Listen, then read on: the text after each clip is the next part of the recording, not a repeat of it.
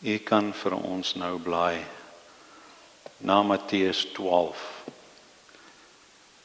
U sal sien daar vanaf vers 22, die gedeelte waarna ek verwys het, die godslastering van die Fariseërs. En dit alles gaan ons ook sien daar in vers 22, nadat ons Here Jesus Christus 'n man genees het.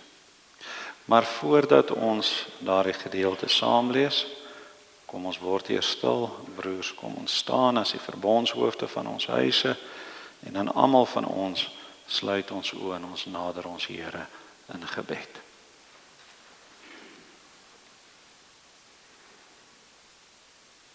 Almagtige God en Here,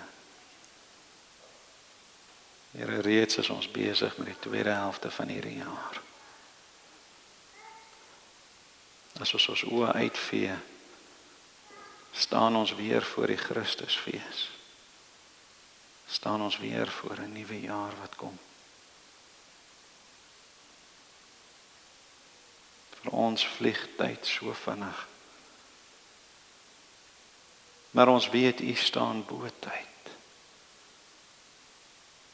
U staan bo alle dinge. Here, U het deur die eeue heen 'n pad gestap. 'n Pad van geduld. 'n Pad van genade. Maar op 'n punt ook 'n pad van lyding. En dit alles dat ons vanoggend hier kan saam wees as U koninkrykskinders. Hier saam onder die heerskappy van ons Here. Ons bely ons het U wette oortree. Ons het die skeiding tussen ons en U veroorsaak, o Here. En waar U dit oorbrug het, moet ons steeds jammer sê vir al die kere, die sondes, die afvallighede wat maar nog steeds by ons lewens inkruip. Here, help ons om daardie dinge te vermy en te vlug, soos wat die woord ook sê, te stry met alles wat ons het en na U woord te luister. Vul ons harte opnuut met die blydskap van die evangelie, die sekerheid dat Christus vir ons gesterf het, opgestaan het, oor ons lewens heers en ons U koninkrykskinders is. Waar U vanoggend met ons vanuit die woord praat, bid ons en vra ons beaarbei ons harte, o Here, dat die boodskap sal inslag vind en dat ons vanuit daardie waarheid sal leef. Here, ons bid vanoggend vir elkeen wat siek is. Elkeen wie se familie ook swaar trek en geliefdes deur diep waters gaan. Ons bid vir Frikkie, vir Tannie Linda, vir Tannie Ina en Tannie Atti, vir Tannie Duif en Arno en Tannie Frida. Ons bid ook vir Rian. Ons dink aan Sonet se ma en Tannie Charlotte se seun, Corneille se ma en pa wat siek is, en so ook Tannie Sofia se broer wat regtig nou siek is met die kanker, o Here. Ons bid ook vir Dominee Henning wat ingaan vir 'n operasie en vra dat U hand oor hom sal hou. Dankie vir elkeen wat hierdie week ook verjaar, o Here. Dis 'n getuienis van U hand oor ons lewens. 'n Getuienis van die pad wat U saam met ons stap en die genade wat ons so onverdiend ervaar. En dan bid ons en vra ook, o Here, mag dit wat ons doen hier in die gemeente, ook vanoggend, tot U heerlikheid wees. Mag ons bede U ere bring. Mag ons liedere U lof besing. Want U het ons nie verlaat nie. Die koning het sy kinders gered. Die Here van die leerskare is met ons. Aan U die lof en die heerlikheid tot in ewigheid. Amen.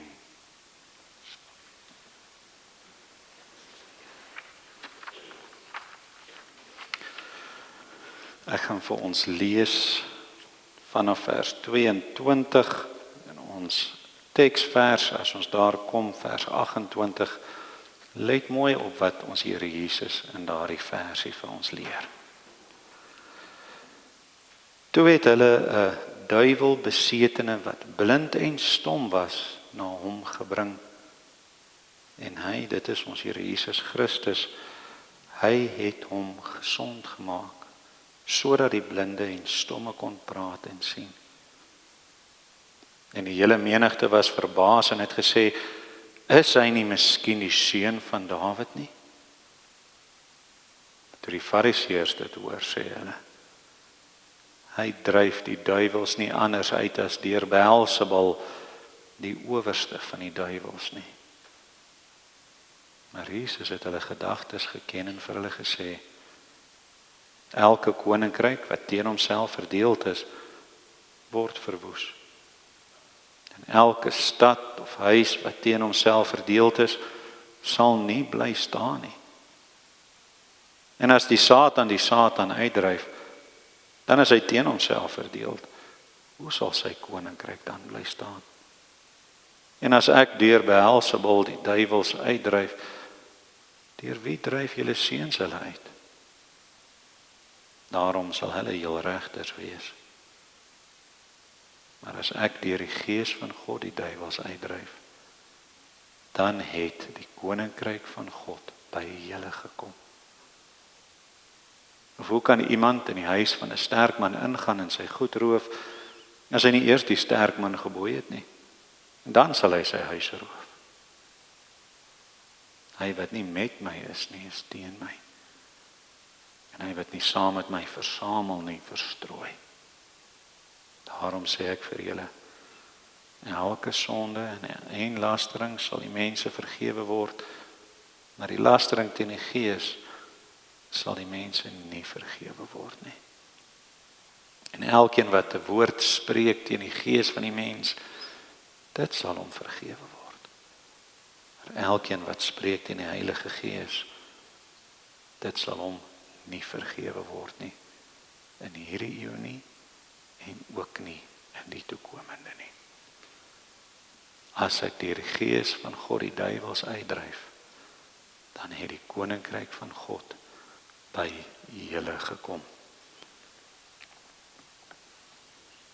In hierdie konteks, Beelzebul kan ons beskou as 'n ander naam vir Satan. So die Fariseërs het die Here beskuldig dat hy die bose geese uitdryf deur die krag van die duiwel.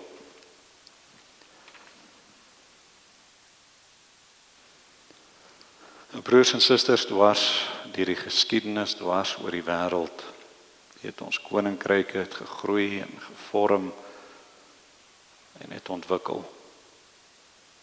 Dis hoe volke en nasies hulle self organiseer en hoe hulle teenoor ander identifiseer. Dis hoe die leiers van hierdie volke en nasies hulle mag en gesag uitoefen binne die landsgrense. Reëls en regulasies word daar gestel waaronder die landsburgers kan leef. Geleentheid word geskep vir vooruitgang en ontwikkeling.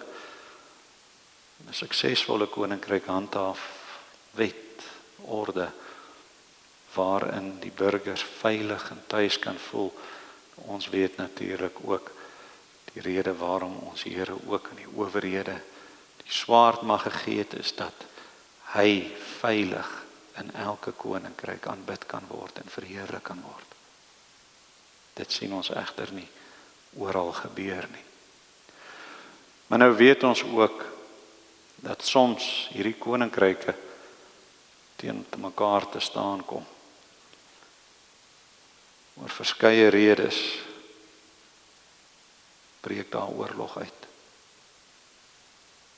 Die gevolge daarvan brutaal, lelik.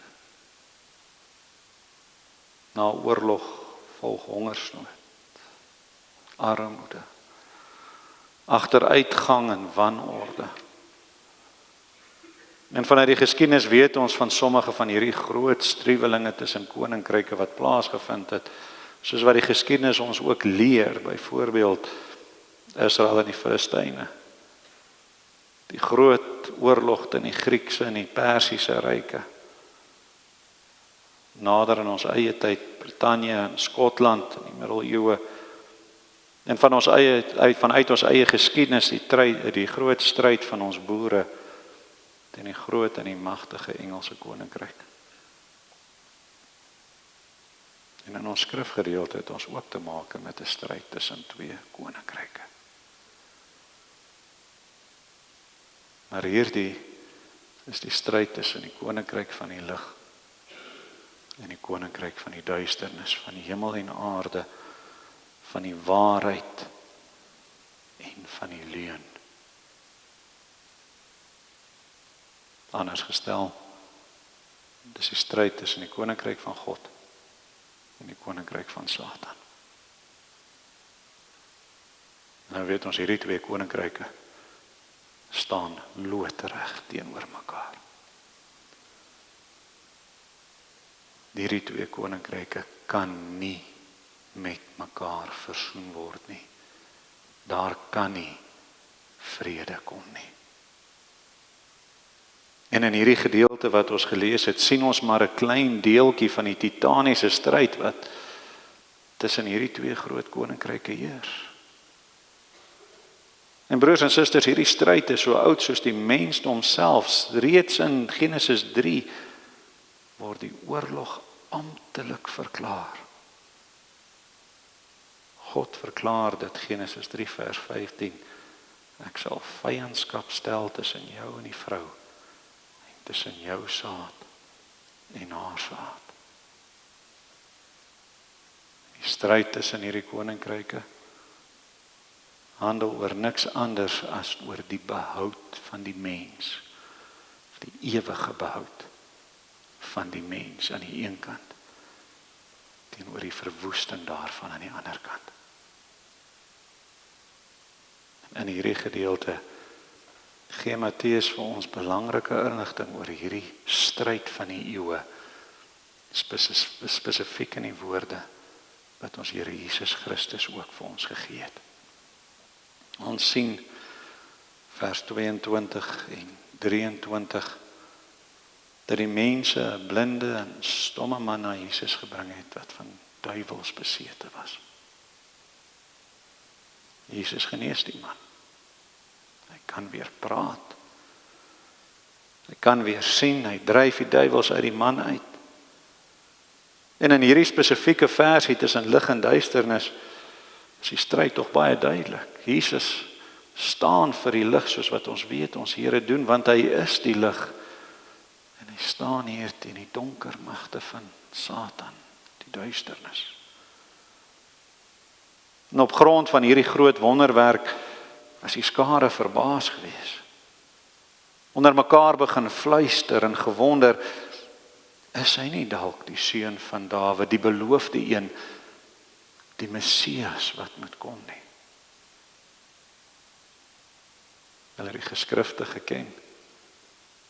God se beloftes onthou, 'n Messias, 'n redder wat hulle sal kom verlos, en wat sy koninkryk sal kom herstel. Deuteronomium 18 vers 18, 'n profeet sal ek vir hulle verwek uit die midde van hulle broers, soos jy is. Ek sal my woorde in sy mond lê, en hy sal aan hulle sê alles wat ek hom beveel. Die mense het gewonder, is hy nie dalk die groot profeet, die Elia wat weer sou kom nie? Maar op hierdie punt lees ons die Fariseërs het gehoor wat die mense sê. En van die begin van Jesus se bediening af, weet ons ook nou, was daar 'n voortdurende stryd tussen Jesus en die Fariseërs. En 'n erkenning van Jesus as die Messias, dit was vir die Fariseërs soos 'n spyker in hulle doodskis. Dadelik probeer hulle dit dooddruk. Dadelik probeer hulle hierdie vlammetjie wat onder die mense heers te blus. Want as Jesus erken word as die Messias, sou hulle gesag verdwyn. So om hulle self te beskerm, beskuldig hulle ons Here van towery. Dat hy Satan se mag gebruik om die duiwels uit te dryf, om hierdie man te genees. So het hulle probeer om 'n einde te bring aan die bedreiging van Jesus se bediening. Dit is nie moeilik om af te lei vir watter koninkryk die Fariseërs hier geveg het nie. Hulle het dalk gedink hulle veg vir die koninkryk van die lig. Maar in werklikheid het hulle die koning self hier verwerp. Om hulle self te beskerm, het hulle geveg vir Satan. Om hulle self te beskerm, hulle eie klein wêreldse koninkrykies te beskerm. Het hulle geveg teen die groot koning. Daarom lees ons later, Jesus noem hulle addergeslag, Matteus 23 vers 33. Nageslag van die slang, saad van die slang, vyande van die saad van die vrou, vyande van die seun van Dawid, vyande van die ware koning. Op hierdie punt antwoord Jesus die beskuldiging van die Fariseërs. En hy sê in ons taal, soos wat ons dit vandag sou sê, hulle argument dra geen gewig nie. Hy vra aan die Fariseërs, nou deur wie se mag dryf julle seuns dan die duiwels uit? Vers 27. Dan die Fariseërs het hom hier beskuldig van towery, dat hy bose magte en kragte gebruik, juis om hierdie duiwels uit te dryf. Maar Jesus voer sy argument verder en hy sê vir hulle dat as dit wat julle sê waar is, dan het Satan aanvanklik hierdie bose geeste, hierdie demone uitgestuur om onmin en chaos in mense se harte te bewerk. Maar dan as hy daarop geroep word, dan gee hy weer die mag om dieselfde bose geeste, die demone wat hy uitgestuur het, ook weer uit te dryf. Dit maak tog nie sin nie. Dis 'n absurde beskuldiging.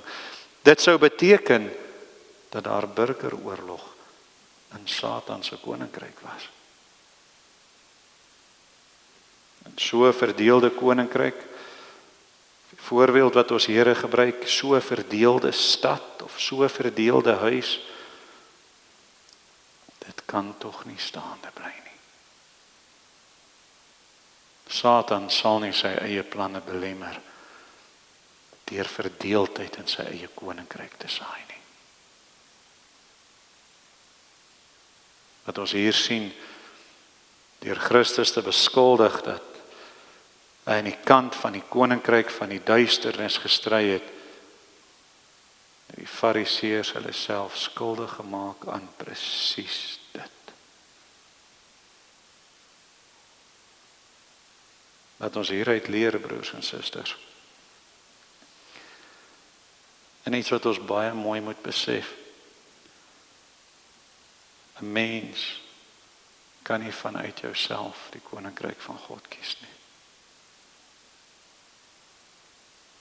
Selfs die Fariseërs in hulle optrede hier was oortuig. Hulle doen reg. As gevolg van ons gefalle natuur, ons sondige natuur, kan ons nie anders as om vir die koninkryk van die duisternis te kies nie. Die Fariseërs, die geleerdes van die wet van God, het ten spyte van hulle kennis nog steeds verkeerd gekies. Ten spyte van die wonders wat Jesus voor hulle oë gedoen het, nog steeds teen die koninkryk van God geveg. inderwaarheid meer blind as die blinde man wat hulle voor Jesus gebring het. En ons, in onsself is ons net so blind. Is dit nie presies wat die mens vandag nog doen, deur al die eeue heen doen nie? Humanisme, Darwinisme, evolusieleer, ateïsme, deformasie, godsdiens, gelykheid, een groot wêreldorde, 'n paar praktyke wat die mens vandag nog steeds beoefen, maar wat ook direk in geveg staan teen die koninkryk van God.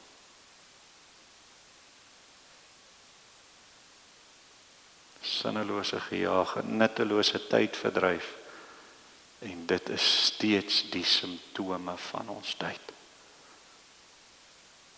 Die mens is en was nog nooit in staat om vanuit eie krag die koninkryk van God te kies nie. Deur die genade is dit ook nie waar die boodskap van hierdie stukkie stop nie. Die mense van daardie tyd het gedink, Gees van God is nie meer werkend betrokke nie. Hulle het gedink nadat die stem van die profete in die Ou Testament stil geword het, na die afloop van die ballingskap en die stuk geskiedenis wat daarop gevolg het, dit beteken het dat die Gees ook stil geword het. Dat die Gees van God nie meer betrokke was in die wêreld nie, totdat die groot profeet, soos wat Deuteronomium 18 beloof het, weer sy verskyning sou maak. Maar nou lees ons in ons teksvers, Jesus sê iets heeltemal anders.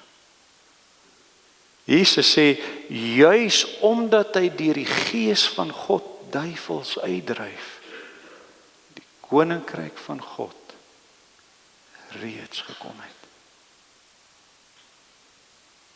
In die oorspronklike taal kan reeds gekom ook vertaal word met reeds teenwoordig is, reeds hier is.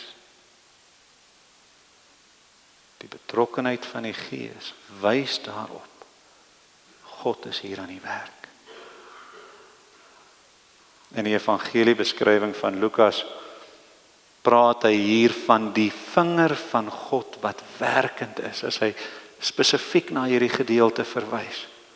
Lukas 11 vers 20. En die Gees van God wat hier opgetree het saam met Jesus om hierdie bose geeste uit te dryf, dui daarop dat God besig was om sy koninkryk op te rig.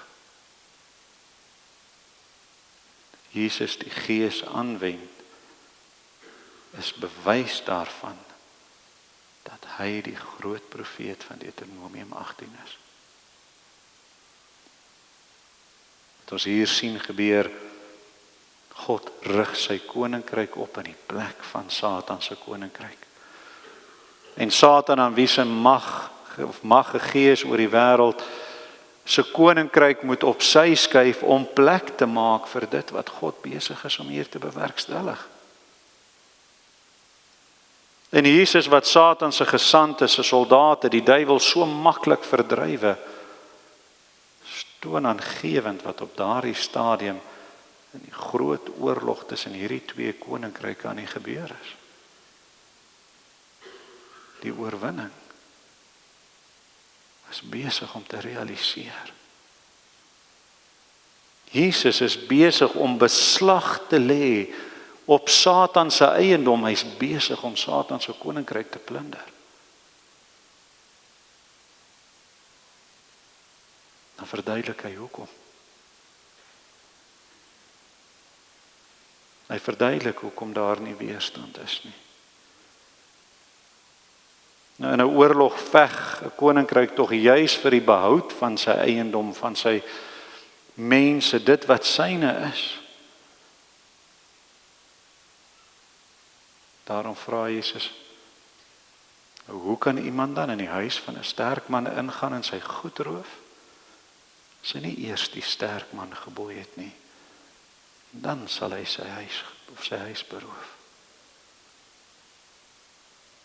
En daarom het ons Here gekom, om die sterk man te bind, en sy eiendom te neem.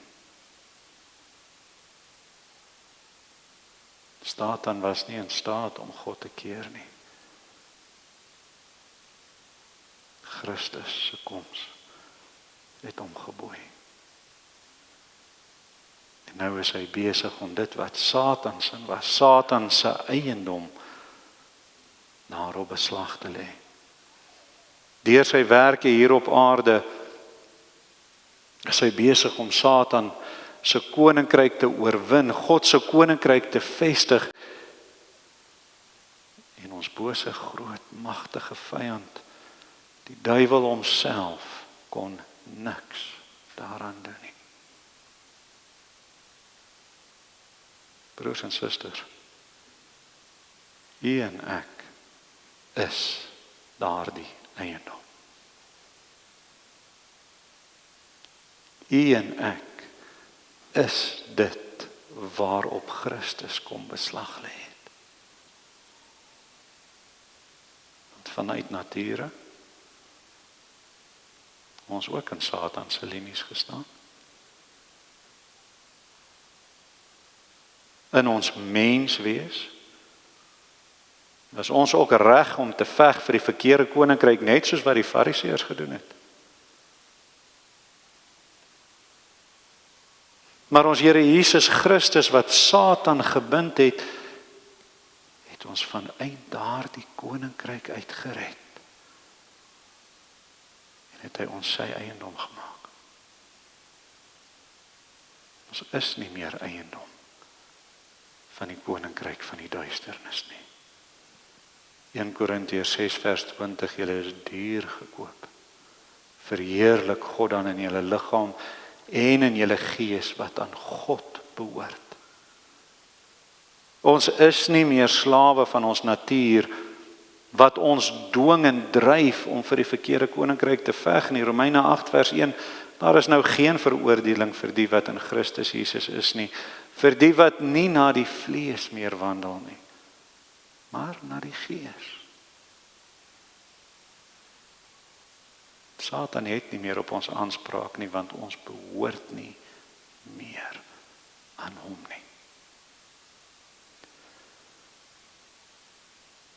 Wat Christus vir ons leer, is presies dit wat ons vanoggend gehoor het toe ons gekyk het na die wet. Christus bring ons by 'n sonde besef, ons eie onvermoë. Hy lei ons tot 'n genade besef dat hy die sterk man kom bind het en ons gered het vanuit die koninkryk van die duisternis.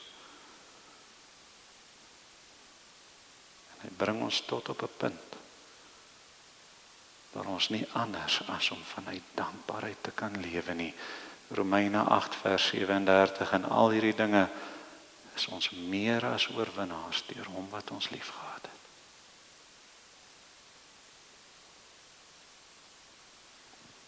Vers 28 leer ons,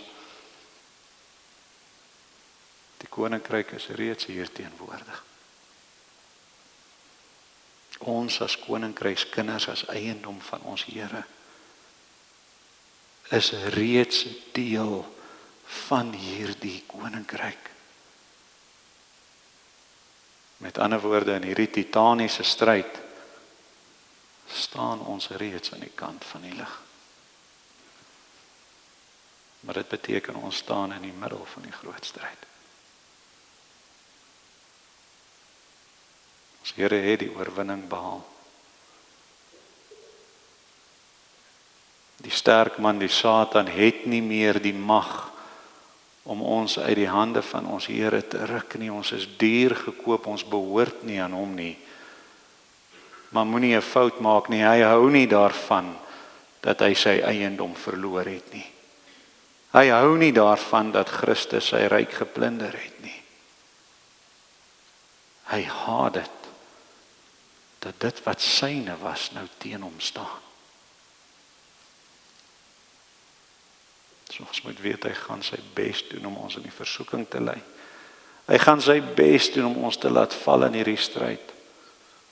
En daarom die vermaninge, bly waaksaam, dag en nag gereed, wees op wag, wees reg om die aanvalle af te weer. Ons moet seker maak dat ons as koningskrykskinders altyd reg is vir die stryd. Want in hierdie titaniese stryd is daar nie iets soos 'n draadsitter nie. Dis of die een of die ander. Ons lees Openbaring 3 vers 15 tot 16. God sê, ek ken jou werke, dat jy nie koud is en ook nie warm is nie. Was jy tog maar koud of warm? Maar nou omdat jy lou is en nie koud of warm nie, sal ek jou uit my mond spuug. Dis of die een of die ander. En ons behoort aan die koninkryk van die lig, broers en susters. En die manier wat ek met ander mense werk, dis deel van my stryd teen die duisternis. Die manier waarop ek my eggenote hanteer, is deel van my stryd teen die duisternis. Die manier waarop ek met my kinders praat, my vriendskappe, my kerkbywoning, my tydverdryf, my uitsprake en standpunte, my dade, is deel van die manier waarop ek teen die koninkryk van die duisternis stry. So aan ons word die vraag gestel, ons wat duur gekoop is, ons wat vanuit die koninkryk van die duisternis gered is, gaan ek as gevolg van my eie belange steeds teen die koninkryk van my Here staan, soos wat die Fariseërs gestaan het? Of gaan ek die eie ek kruisig? Gaan ek die goeie stryd stry?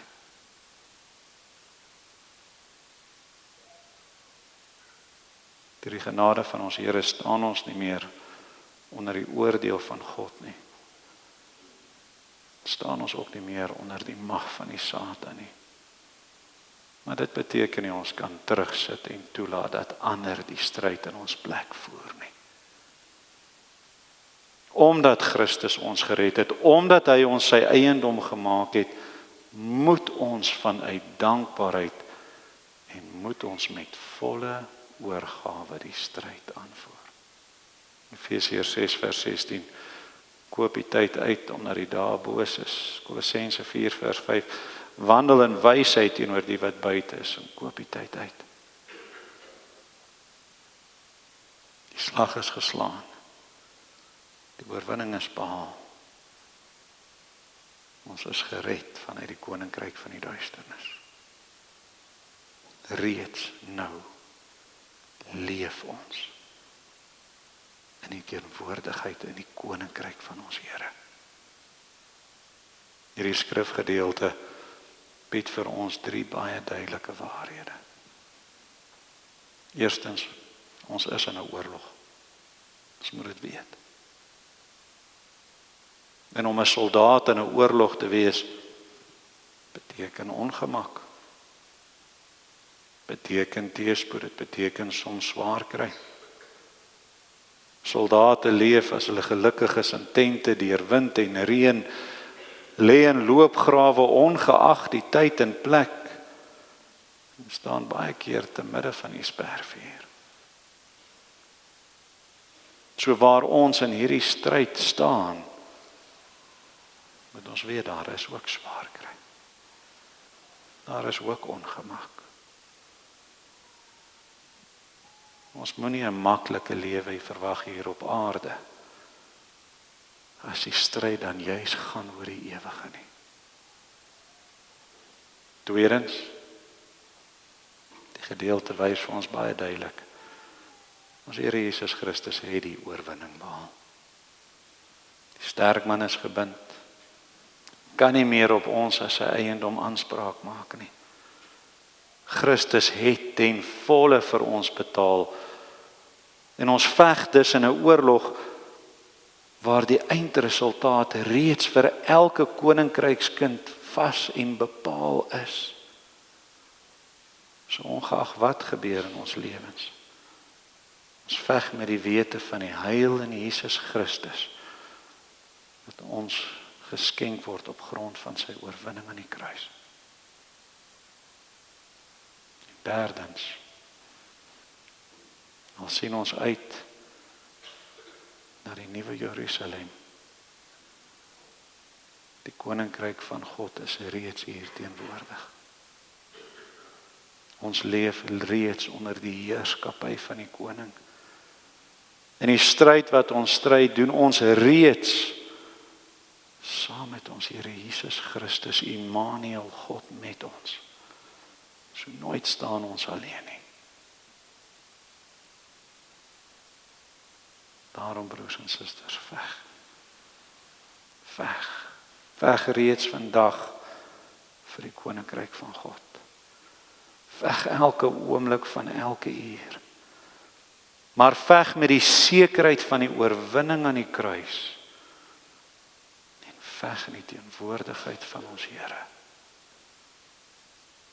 Want die koninkryk van God het reeds gekom. Amen. Kom ons bid saam.